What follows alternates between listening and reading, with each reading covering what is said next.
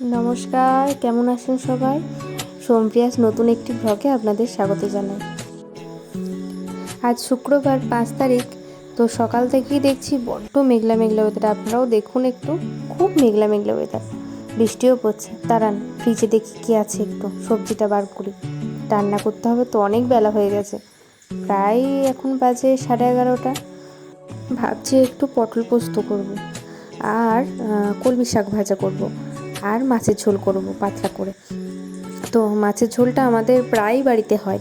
আমাদের বাড়িতে এক তরকারি ভাত খেতে আমিও ভালোবাসি এবং আমার হাজব্যান্ডও খুব ভালোবাসে। তো ও খুব ভালোবাসে মাছের ঝোল ভাত বা আলু মাখা একটু করে দিলে ও খুব ভালোবেসে খায়। তো যাই হোক, দেখি এগুলো একটু বার করে সবজিগুলো কেটে নিই। এই একটু শাকটা, কলমি শাক, এই কলমি শাকটা ভাজা করব অল্প করেই, আর গোটা 5-6 পটল নিয়ে পোস্ত করব। কারণ এদিকে মাছের ঝোল, আবার শাক ভাজা, পটলের পোস্ত, এত করলে কোনটা ছেড়ে কোনটা খাবেন খুঁজে পাবেন না।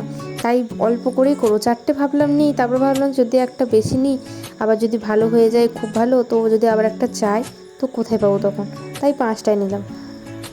তো 5টা পটল, কলমি শাক, আর এটা থেকে একটু টমেটো একটু বার করছি। টমেটোটা মাছের ঝোলে দেবো, তাই একটু টমেটো বার করে নিলাম। আর একটু ক্যাপসিকাম নেব, ব্যাস। একটু লঙ্কা বার করে নিই। লঙ্কাগুলো বড্ড ঝাল জানেন, তাই 2টো লঙ্কা নেব। একটা দেবো পটল পোস্ততে, আর একটা মাছের ঝোলে দেবো। এত ঝাল! একদিন একটু তরকারি করে একটু মাছের ঝোল করেছিলাম, তো মাছের ঝোলে 2টো কাঁচা লঙ্কা দিয়ে দিয়েছি। তো এত ঝাল, তো দুপুরবেলা খাওয়া মাথায় উঠে গেছে। তো যাই হোক, সবজিগুলো বার করে নিলাম। এইভাবে কলমি শাকটা একটু কেটে নিই, ছোটো ছোটো করে কাটি। আগের দিন করেছিলাম, একটু শক্ত শক্ত ছিল বলে বড্ড মুখে লাগছিল। আর এই পটলটা একটু ছুলে নিই। পটলটা পুরো কাটবো না, আর ছালগুলো পুরো উঠাবো না, একটু আর পেছন দিকে একটু কেটে নেবো, সামনের দিকটা একটু। তাহলে পোস্তর যে এটা ভেতরে ঢুকলে ভারী খেতে সুন্দর লাগে। আর একটু ক্যাপসিকাম কেটে নিলাম, আর একটু টমেটো কেটে নিচ্ছি। টমেটোটা কেটে নিলাম। আর এই যে শাক, টমেটো, পটল, আলু সব কেটে নিয়েছি। পেঁয়াজ, এই দেখুন বাইরে কীরকম বৃষ্টি নেমেছে, দেখেছেন?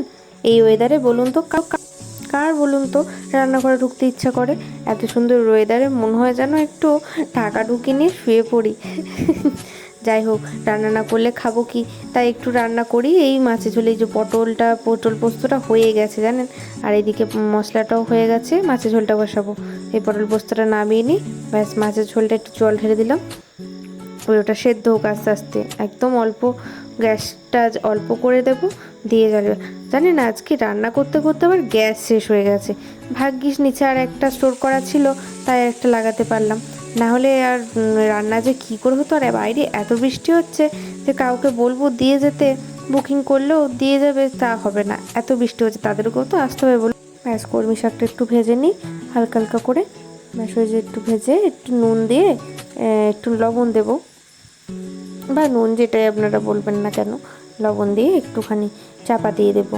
তো ওই জলটা যেটা বার হবে একটু ভাপেতে, এই পাতাগুলো আর সেই ডাটার মতন একটু একটু আছে, ওগুলো ভালো সেদ্ধ হয়ে যাবে।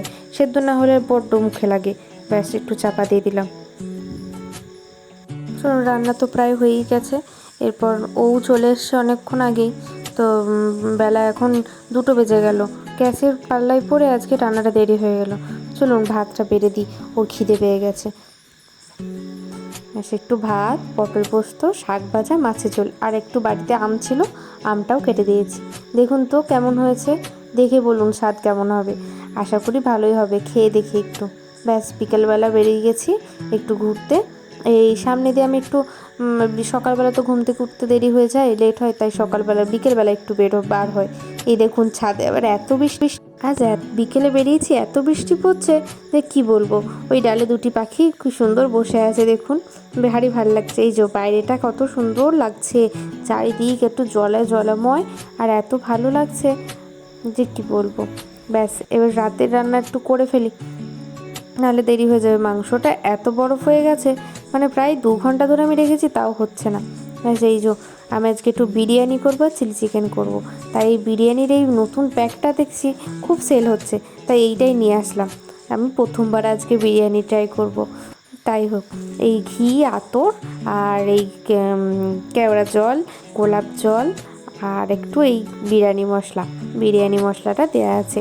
তো এইটা আজকে বিরিয়ানি করব, কিন্তু কেমন হবে আমি জানি না, জীবনে কখনো করিনি, কী যে হবে ভগবান জানে। আর এই যে একটু আমুল দুধও দিয়েছে, আর একটু কালার, এই কালারটা হয়তো আমি ইউজ করব না, তাও কালারটা দেখিয়ে দিলাম। তাহলে চলুন রান্নাটা তৈরি করে ফেলি। সেই যে একটু খোলা একটু গরম করে এই বিরিয়ানি মশলাটা একটু গরম করে সেই একটু মিক্সিতে ঘুরিয়ে নেব, তাহলে ওই গুঁড়োটা পাউডারের মতন হয়ে যাবে। পেঁয়াজের বেরেস্তাটাও করে নিলাম আগে, বেরেস্তাটা করে তুলে নিচ্ছি। আর আলুগুলোও ভেজে নেবো এরপর। আলুটাও এবারে একটু গরম করে নিই তেলটা, ব্যাস আলুটাও ভাজা হয়ে গেছে। সেই যে, আর মাংসটার জন্য খুব দেরি হয়ে গেল, দুধটাও একটুখানি ফুটিয়ে দিলাম, বরফ হয়ে গেছিলো। আর সেই চালটাকেও একটু ধুয়ে নিই, ধুয়ে একটু জলটা ঝরতে দিই, জলটা ঝরে গেলে ঝরঝরে পারা ভালো হবে বিরিয়ানিটা আশা করি। আমি তো ভিডিও দেখে দেখে একটু একটু করে করছি, তো যাই হোক কেমন হবে না হবে জানি না। এই চিলি চিকেনের ইয়েগুলো একটুখানি ভেজে নিলাম। এই চিলি চিকেনটা ম্যারিনেট করেছিলাম আদা, রসুন আর কর্নফ্লাওয়ার, একটু কাঁচা লঙ্কা এইসব দিয়ে, ব্যাস ভাজা হয়ে গেছে। এরপর একটু রসুন আদা দিয়ে তেলেতে আর এই আপনার ক্যাপসিকাম আর পেঁয়াজটা ভেজে নেব, একটু ভাজা ভাজা হয়ে যাক। ভাজা ভাজা হয়ে গেলে তারপরে এই সয়া সস, কিষান সস আর একটুখানি জল আর একটু চিনি আর নুন দিয়ে একটুখানি দিয়ে দেবো। এটা একটু হয়ে গেলে আমি আবার একটু কর্নফ্লাওয়ার দিয়ে রেখেছিলাম, সেটাকে একটু থকথকে যে এর মতন হতে গেলে একটু কর্নফ্লাওয়ারটা জলে গুলে দিলে বেশ ভালো, শুনেছি নাকি ভালো হয়। এর আগেও আমি একটু চিলি চিকেন একবার করেছিলাম জানেন।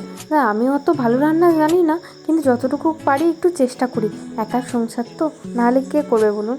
ব্যাস একটু এই যে আর একটু জল দিয়ে ওই কর্নফ্লাওয়ারটা দিয়ে দিলাম, ব্যাস।